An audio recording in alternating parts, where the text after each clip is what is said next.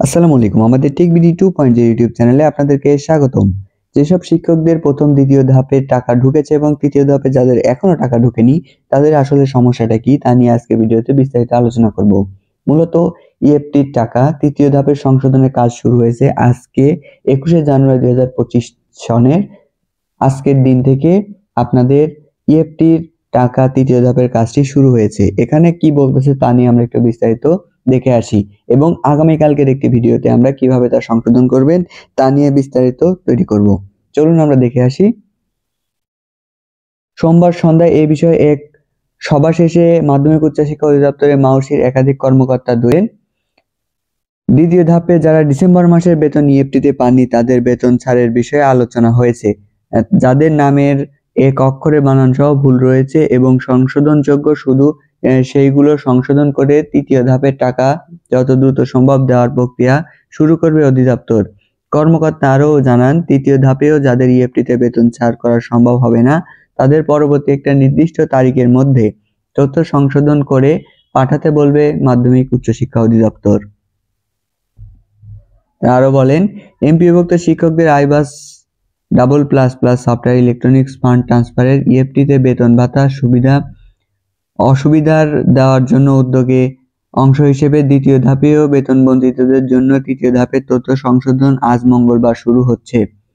দ্বিতীয় ধাপে 67,000-এর কিছু বেশি হাই স্কুল ও কলেজের শিক্ষক কর্মচারীদের ইএফটির মাধ্যমে দ্বিতীয় ধাপে বেতন পেয়েছেন বলে দৈনিক শিক্ষাকে জানান। সোমবার সন্ধ্যায় এই বিষয়ে এক সভা শেষে মাধ্যমিক উচ্চশিক্ষা অধিদপ্তরের মাউসি একাধিক কর্মকর্তাকে দৈনিক বলেন, দ্বিতীয় ধাপেও যারা ডিসেম্বর মাসের বেতন ভাতাদি পাননি তাদের বেতন ছাড়ের বিষয়ে আলোচনা হয়েছে। যাদের তথ্যের নামের এক অক্ষর বানান সহ ভুল রয়েছে এবং সংশোধনযোগ্য শুধু সেইগুলো সংশোধন করে তৃতীয় ধাপের টাকা যত দ্রুত সম্ভব দেওয়ার প্রক্রিয়া শুরু করবে অধিদপ্তর। কর্মকর্তা আরও জানান, তৃতীয় ধাপেও যাদের ইএফটিতে বেতন ছাড়া সম্ভব হবে না তাদের পরবর্তী একটা নির্দিষ্ট তারিখের মধ্যে তথ্য সংশোধন করে পাঠাতে বলবে অধিদপ্তর। জানা গেছে, সরকারি শিক্ষক কর্মকর্তা কর্মচারীদের ইএফটির মাধ্যমে বেতন ভাতা পান, তবে এমপিওভুক্ত শিক্ষক কর্মচারীদের বেতন ভাতা সরকারি কোষাগার থেকে ছাড় হলেও তা রাষ্ট্রায়ত্ত 8টি ব্যাংকের মাধ্যমে অ্যানালগ পদ্ধতিতে ছাড়া হয়। এই অর্থ তুলতে শিক্ষকদের নানা ভোগান্তিতে পড়তে হয়। ব্যাংকগুলোর মাধ্যমে বেতন ভাতা ছাড়ের জন্য কয়েক পর্যায়ে অনুমোদন সহ সংশ্লিষ্ট কাজের অনেক ক্ষেত্রে এমপিওভুক্ত শিক্ষকদের বেতন ভাতা পেতে দেরি হয়। অনেক সময় পরের মাসের 10 তারিখ পারও আগের মাসের 10 তারিখের ভাতা জোটে না। গত 5 অক্টোবর বিশ্ব শিক্ষক দিবসে ইএফটিতে বেসরকারি শিক্ষকদের এমপিওর বেতন ভাতা দেওয়ার ঘোষণা দেয় শিক্ষা মন্ত্রণালয়। প্রাথমিকভাবে বেসরকারি এমপিওভুক্ত স্কুল কলেজের 209 জন শিক্ষক কর্মচারী অক্টোবর মাসের এমপিও ইএফটিতে ছাড় হয়। পরে গত 1 জানুয়ারি 1,89,000 শিক্ষক কর্মচারীদের বেতন ইএফটিতে ছাড়া হয় এবং দ্বিতীয় ধাপে আরো 67,000-এর বেতন ছাড়া হয়েছে।